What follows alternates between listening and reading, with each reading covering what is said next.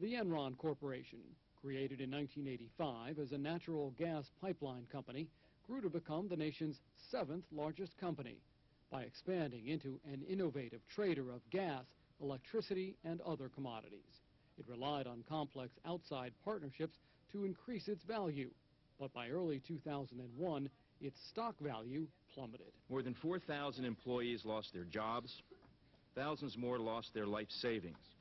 Millions of investors, both great and small, watched in disbelief as $70 billion in wealth vanished. U.S. Congressman James Greenwood, chairman of the House Energy and Commerce Subcommittee.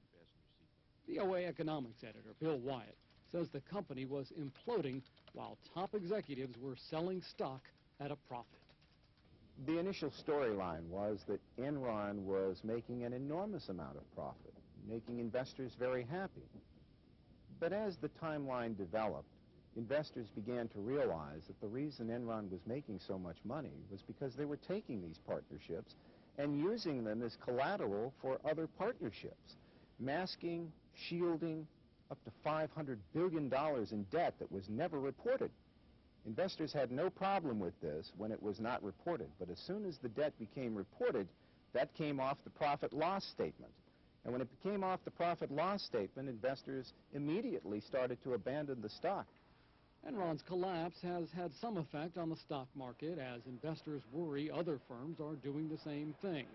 But no one is feeling the impact more directly than distraught former Enron employees who are now job hunting. And one former top Enron executive, Clifford Baxter, committed suicide, apparently as a result of his involvement. The controversy also tainted the reputation of well-known accounting firm Arthur Andersen, recently dismissed as Enron's accounting firm. This former Andersen accountant refused to answer questions during a recent congressional hearing. And the Enron controversy has had an impact at the national political level. I am giving all of the money that I have received that is Enron related to a charitable institution that will be solely for the benefit of Enron employees. U.S. Senator Kay Bailey Hutchison of Texas is one of many congressional recipients of millions of dollars in legal Enron political contributions to decide to return the money. Keeping it is proving politically risky. Enron also developed close ties to officials in the Bush administration. U.S. Attorney General John Ashcroft, who received Enron money for his 2000 Senate campaign, now as the nation's top law enforcement official, has officially separated himself from the ongoing probe into the company. But Enron's ties to the administration don't end there. Founder Kenneth Lay, who recently resigned as chairman and chief executive, is a friend and political supporter of President George W. Bush, and the company is no stranger to Vice President Dick Cheney.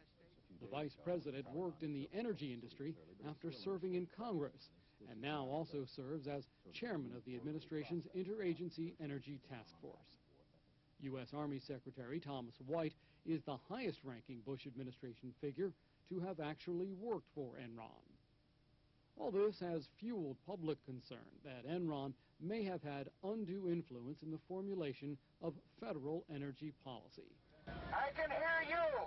But President Bush, now enjoying a historic level of public support for his leadership, has strongly denied any impropriety, and there's no specific evidence to suggest it. I'm absolutely confident the American people know my administration's acted the right way.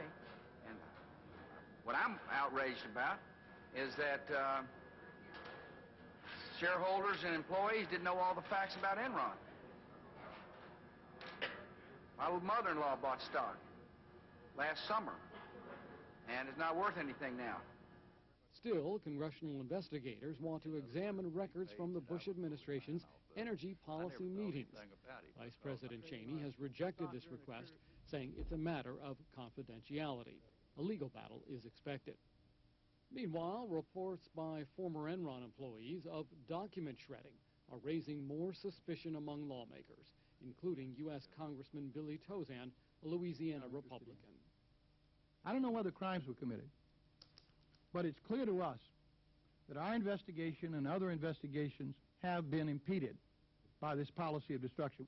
Embattled Enron founder Kenneth Lay declined to appear this week before a Senate committee.